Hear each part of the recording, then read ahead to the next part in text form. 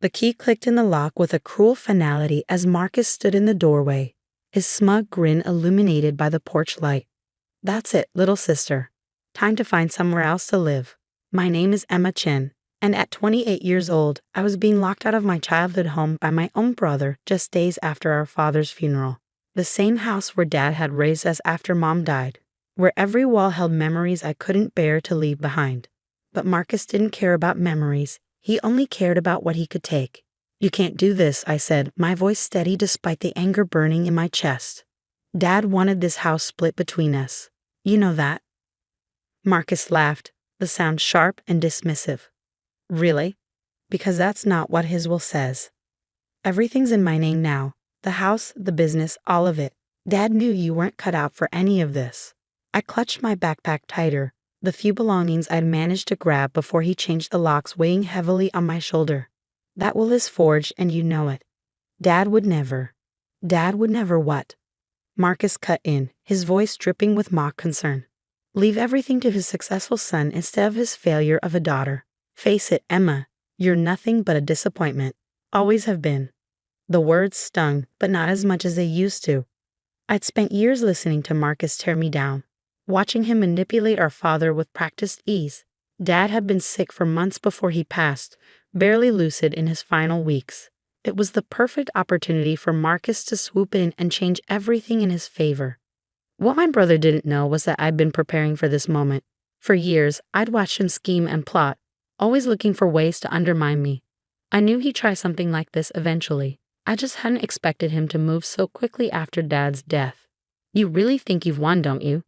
I asked, meeting his gaze steadily. His smirk widened. "I don't think I know. Now get off my property before I call the police." I turned to leave, but paused at the bottom of the steps. "One more thing, Marcus. Did you ever wonder why Dad insisted on those weekly dinners with his attorney? The ones you were always too busy to attend?" For just a moment, I saw uncertainty flicker across his face. "What are you talking about?" "You'll find out," I said simply, then walked away into the night, leaving him standing in the doorway of what he thought was his victory. What Marcus didn't know, what I'd kept carefully hidden for months, was that those dinners weren't just social calls. They were meetings where Dad, in his more lucid moments, had carefully documented everything. Every transaction Marcus had manipulated, every document he'd altered, every lie he told to turn our father against me. Dad might have been sick, but he wasn't stupid. He'd seen through Marcus's act long before the end. I made my way to my car, parked around the corner where Marcus couldn't see it. As I slid behind the wheel, I pulled out my phone and dialed a familiar number. "Mr. Harrison? It's Emma Chen. I think it's time we move forward with everything." "Are you sure?" The attorney's voice was gentle but firm. "Once we start this process, there's no going back." I thought about Marcus's smug face, about all the years he'd spent trying to destroy me, about how he thought he'd finally won. "I'm sure," I said. "Dad trusted us to handle this the right way. Let's make sure his real wishes are carried out."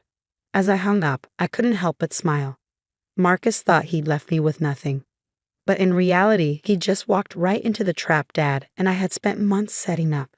He was about to learn that sometimes the people you underestimate are the ones you should fear the most. The next morning, I woke up in my apartment, the one Marcus didn't know about, paid for with money I'd been quietly saving for years. I learned early on not to keep all my eggs in one basket, especially with a brother like Marcus around. My phone was already buzzing with messages from him, each one more demanding than the last. "What did you mean about Dad's dinners? Stop ignoring me and answer your phone. Whatever you think you know, you're wrong." I deleted them all without responding. Let him stew in his uncertainty for a while. He'd spent years making me feel small and worthless. Now it was his turn to wonder what was coming.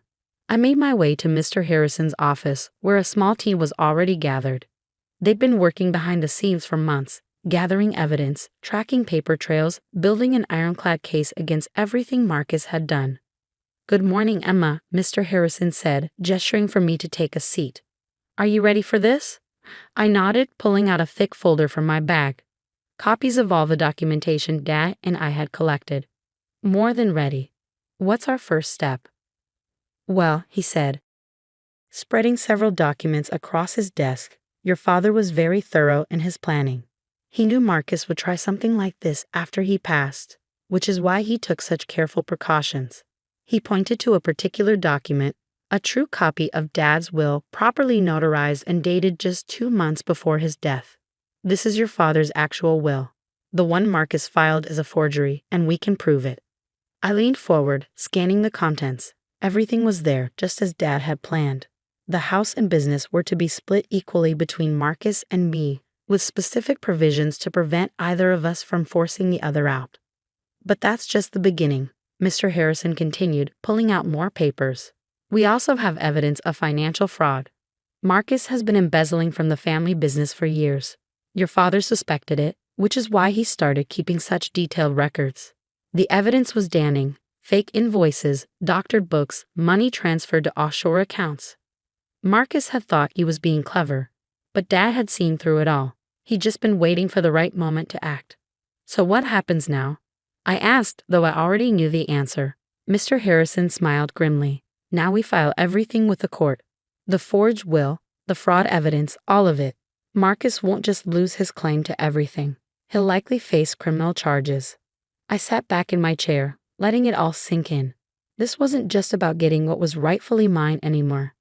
This was about justice, for me, for Dad, for everyone Marcus had ever tried to hurt or control. He's going to fight back, I said quietly. Of course he will, Mr. Harrison agreed. But we have something he doesn't, the truth, and all the evidence to prove it.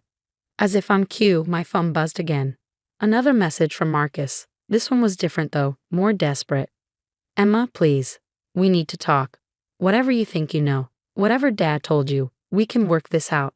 Don't do anything rash. I showed the message to Mr. Harrison, who raised an eyebrow. He's starting to realize he's in trouble. Are you ready for what comes next? This could get ugly.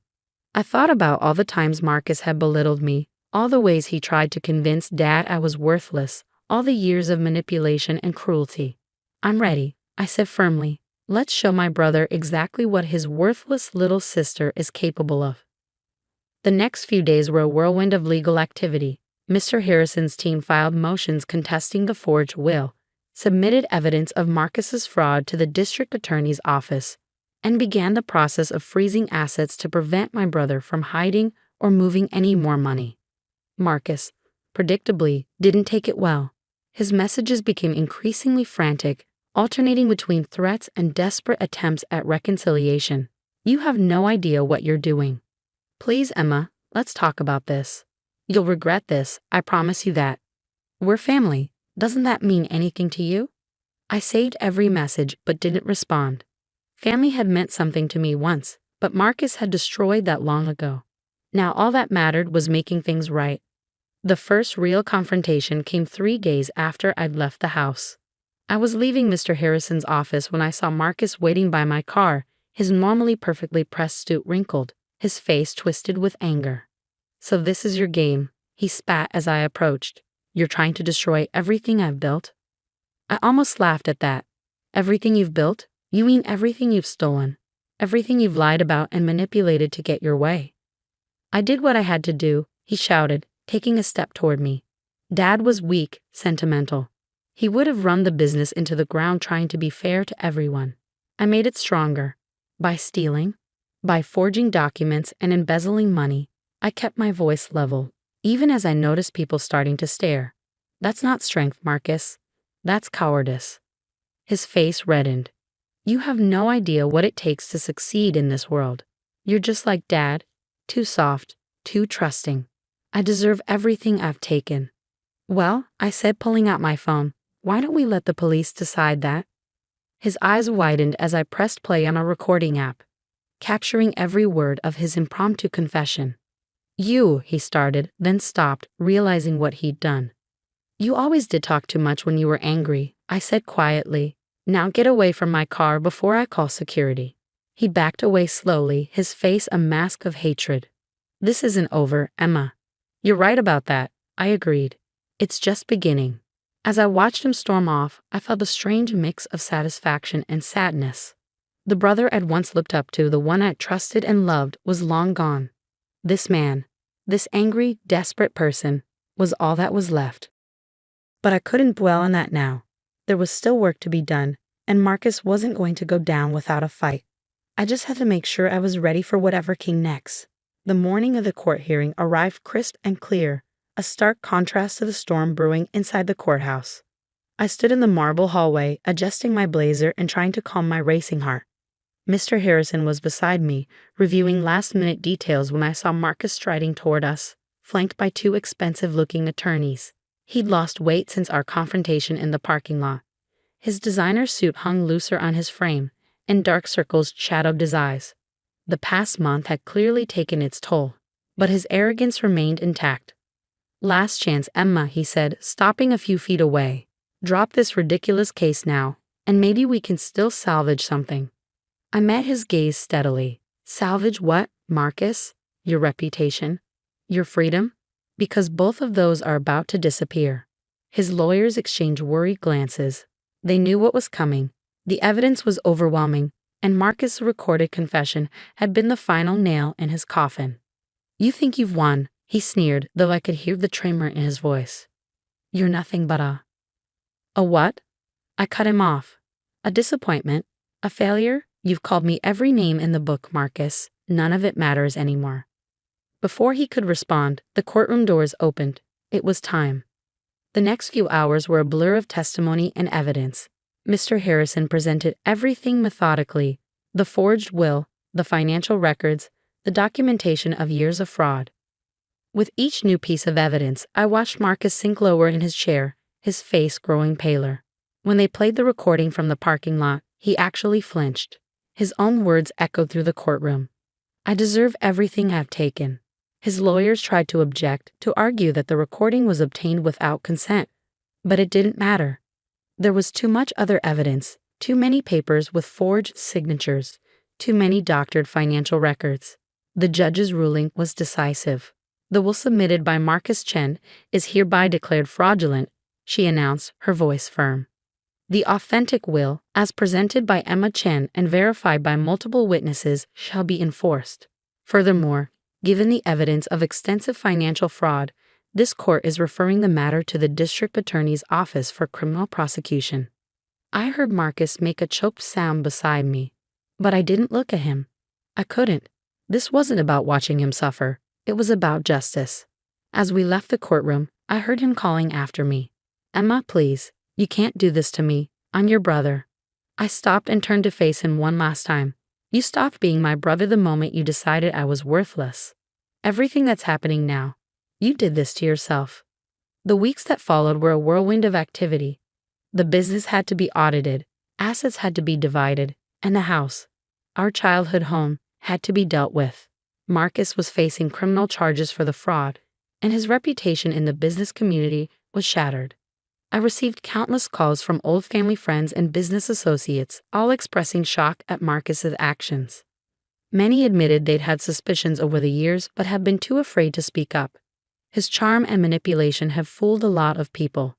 One evening, as I sat in Dad's old office going through papers, I found a letter he'd written to me shortly before his death. The paper was worn, as if he'd handled it many times before sealing it.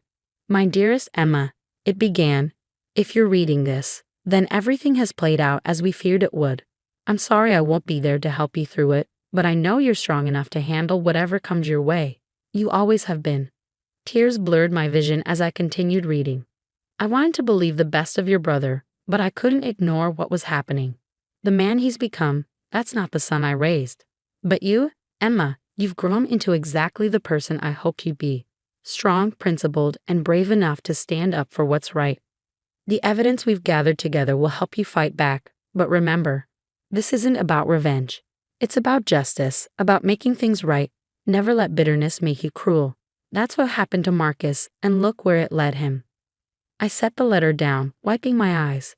Dad had known, had always known, that it would come to this. He prepared me not just to fight back, but to do it the right way. 3 months after the court hearing, I stood in front of our childhood home, key in hand. The property division had been finalized, and I had decisions to make. I could sell it, start fresh somewhere else. But something held me back. This house held more than just memories of Marcus's betrayal. It held summer afternoons helping Dad in the garden, winter evenings by the fireplace with Mom before she passed, Countless small moments that had shaped who I was.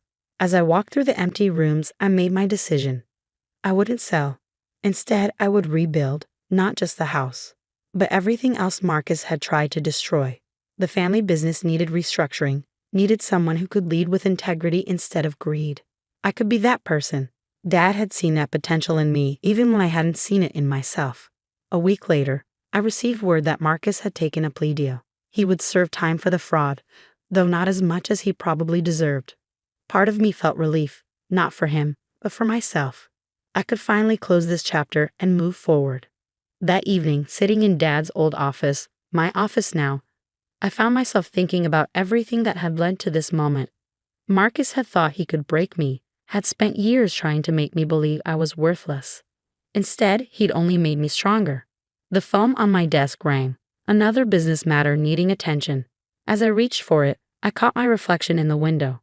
I didn't see the failure Marcus had tried to create. I saw what Dad had always seen, someone capable, strong, and ready to lead. Chin Industries, Emma speaking. I answered, my voice clear and confident. How can I help you? The rebuilding would take time, but I was ready.